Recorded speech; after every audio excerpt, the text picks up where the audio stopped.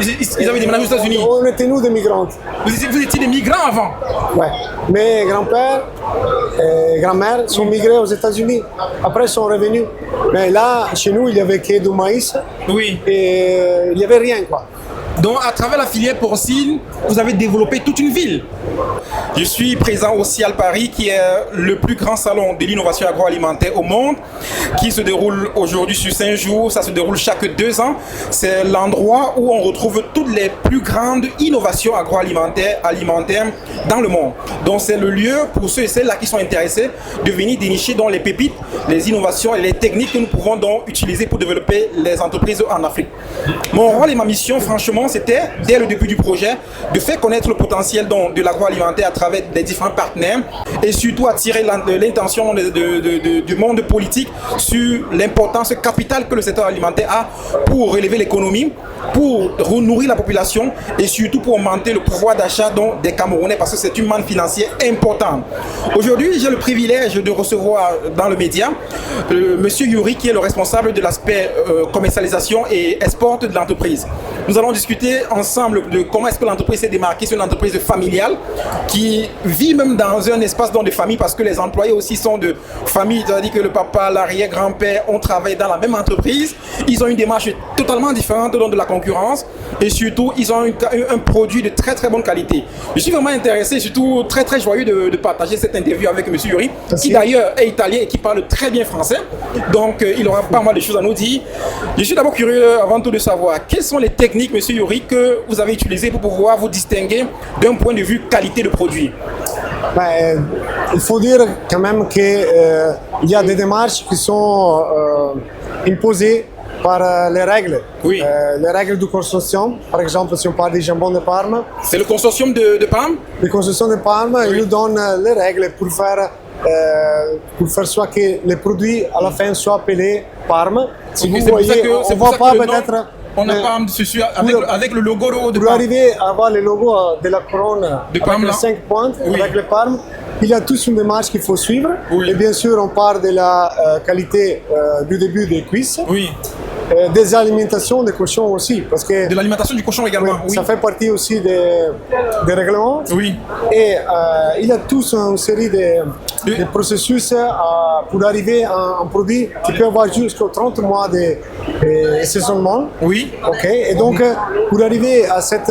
30 mois de saisonnement, c'est-à-dire que la conservation peut durer jusqu'à 30 mois.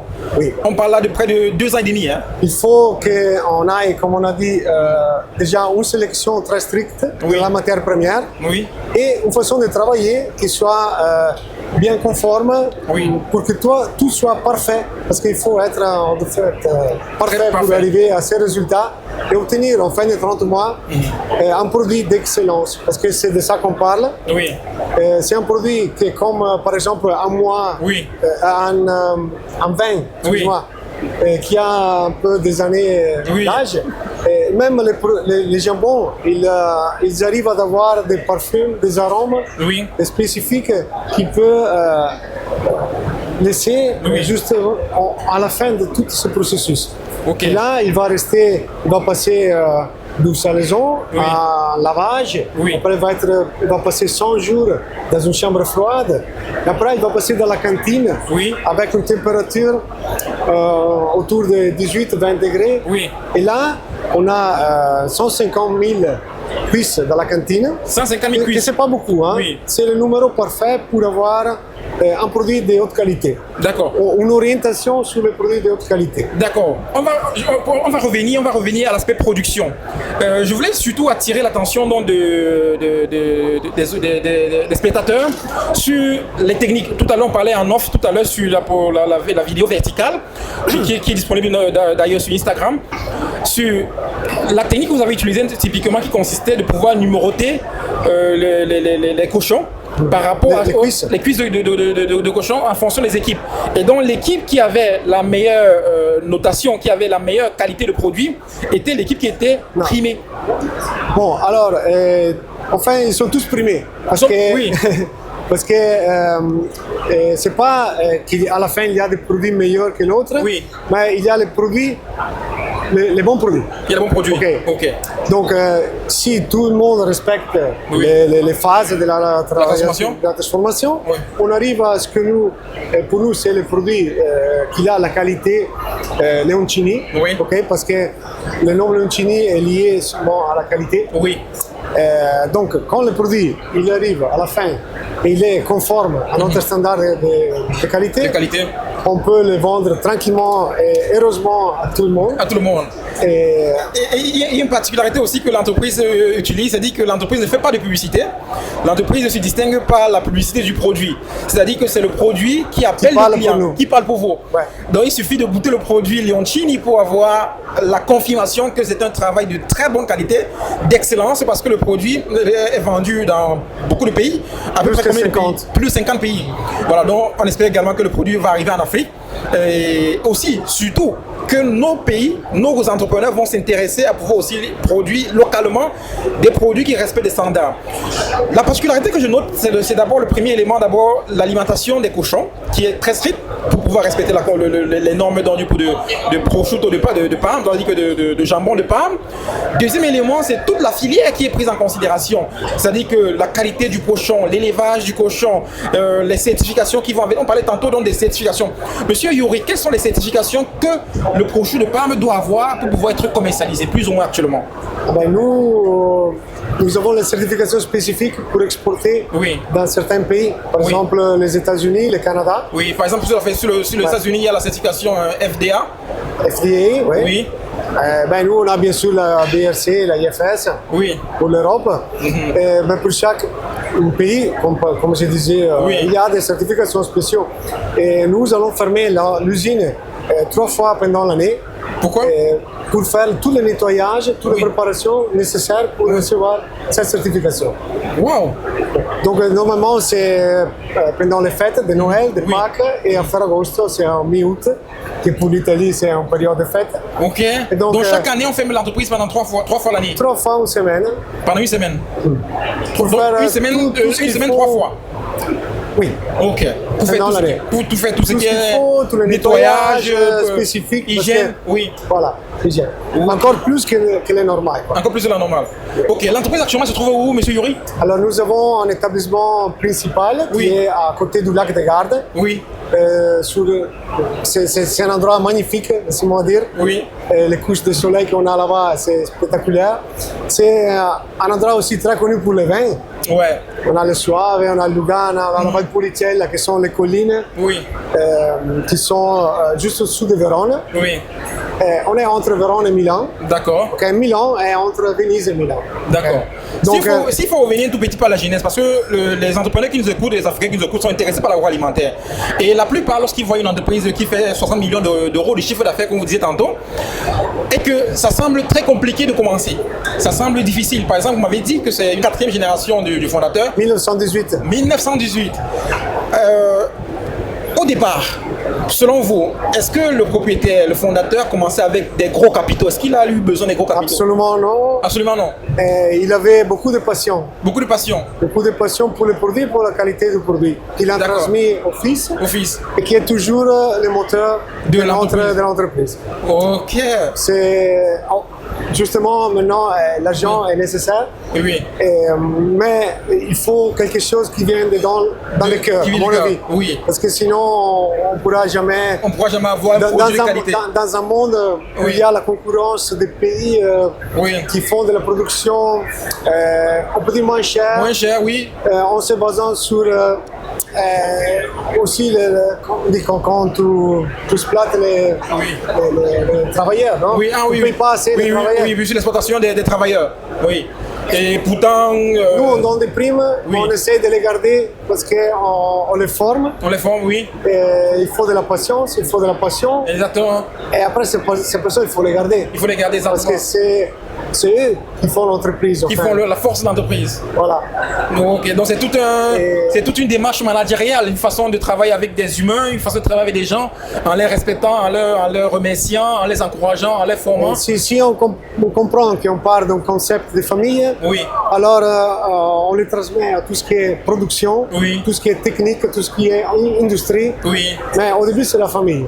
D'accord. C'est le respect.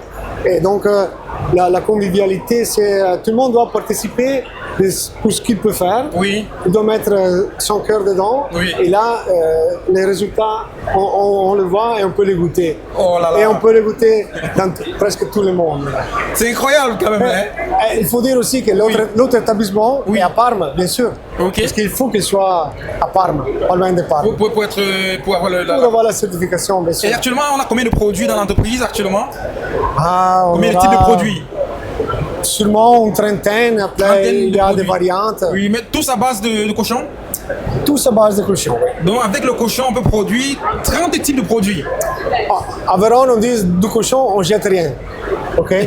Mais nous, on prend seulement les parties les meilleures. Parce que tu sais que Vérone était une ville très pauvre au début. Très pauvre au début. Beaucoup de Véronaises, au début, ils sont déménagés aux États-Unis. Hein.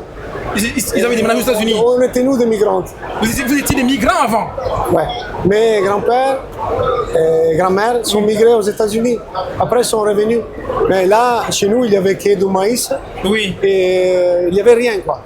Donc, à travers la filière porcine, vous avez développé toute une ville. Alors, nous disons, nous, on est des grands travailleurs. Des grands travailleurs. Okay. Oui. Les porcs étaient... chaque famille avait un porc à la maison. Comme au Cameroun, hein, comme en Côte d'Ivoire, comme dans beaucoup de pays africains d'ailleurs. Il y avait les porcs, il y avait les poulets. Oui. Et surtout, les porcs, c'était comme c'était un trésor dans la famille, non? Oui. Parce que, comme on disait, après on jette rien. Oui. On faisait des saucissons, on faisait des jambons. Oui. Et tout n'importe quelle partie du porc pouvait rentrer dans l'alimentation. D'accord. Il y a des parties qui sont les plus nobles. Oui. Comme la cuisse. Oui. Et là, les générations est différente parce que l'Italie, il est vraiment plein comment dire, de situations différentes. Non? Oui. Chaque village en Italie a quelque chose à rencontrer. Oui. Et il y a quelque chose qu'il a fait, quelque chose d'important. Et à partir d'un village, vous avez développé une filière porcine. Voilà. Monsieur Leoncini, Leoncini, c'est le fondateur. Aristodemo, oui. Il est parti de l'Émilie-Romagne. Oui. Avec sa passion pour la mortadelle, oui. Qui après il a déménagé à côté de Vérone. Là, il était embauché comme consultant. Comme consultant. Consultant. Oui. Et après, il est devenu le propriétaire de l'entreprise. Oui. Et après, il a acheté aussi, on a acheté l'entreprise à Parme. Donc, c'est une histoire de passion. De passion. Et de développement, de jamais laisser quand il y a des difficultés. Oui. Et voilà. Parce que beaucoup pensent que lorsqu'on voit des grands groupes comme ça, c'est pour ça que j'aime beaucoup l'Italie. Il y a toujours un début, quoi. Il y a toujours un début. C'est un voyage. C'est comme un train. La particularité de l'Italie, les amis, c'est que ce sont des entreprises familiales qui commencent avec très très peu, qui mettent... vous les rebondissez? Oui. On met ensemble tous les éléments, les capacités de chacun pour pouvoir développer une grande entreprise. Et on pointe beaucoup sur la qualité. Il faut, en Italie aussi, on a beaucoup de fantaisie, non? Oui. On est un peu rêveur, on est voyageur. Ouais. Il faut rêver, hein, il faut rêver. Ouais, il faut rêver en grand. Il ne faut jamais penser que c'est trop difficile. Exactement. Il faut être positif, avoir l'esprit. Alors, justement, pour des anciens immigrés des États-Unis qui sont rentrés dans leur village à Vérone et qui, avec cette filière, ont fait des choses incroyables. Je crois que ça donne beaucoup à s'inspirer. Je vais mettre la vidéo que monsieur, comment il s'appelait tout à l'heure, monsieur Vittorio, il m'a promis une vidéo. Alberto. Oui, qui expliquait le process de transformation du jambon de Parme pour que les jeunes, pour que la diaspora, pour que les entrepreneurs africains s'intéressent et pourquoi on développe dans des filières pareilles en Afrique. Avec mon cabinet, vous avez tout l'accompagnement que vous avez besoin pour pouvoir développer de ce type de filière. Nous accompagnons déjà des petites et moyennes entreprises au Cameroun et bientôt nous allons aussi arriver en Côte d'Ivoire pour pouvoir montrer la ferveur et l'innovation qu'on peut avoir dans les projets agroalimentaires. Les amis, ce que vous voyez ici, c'est vraiment des choses possibles. Pour beaucoup, il faut commencer avec très peu de capitaux, il faut commencer avec très peu de moyens et vraiment pointer sur l'innovation, la passion, l'envie de travailler et aussi rêver, comme disait M. Yuri. Alors Yuri, qu'est-ce que tu penses par rapport au développement de la filière agricole alimentaire en Afrique. Quelles sont tes prévisions? Tu vois ça, quel potentiel selon toi aujourd'hui avec la démographie qui augmente, avec les challenges, avec le réchauffement climatique, avec les problèmes de circulation des personnes et des marchandises? Quelles sont tes idées sur ce domaine agroalimentaire en Afrique? Moi, je pense que, comme beaucoup de personnes pensent en Italie, que l'Afrique, c'est le futur. Oui. Parce qu'en fait, comme marché, il y a un marché très important qui peuvent seulement que se développer.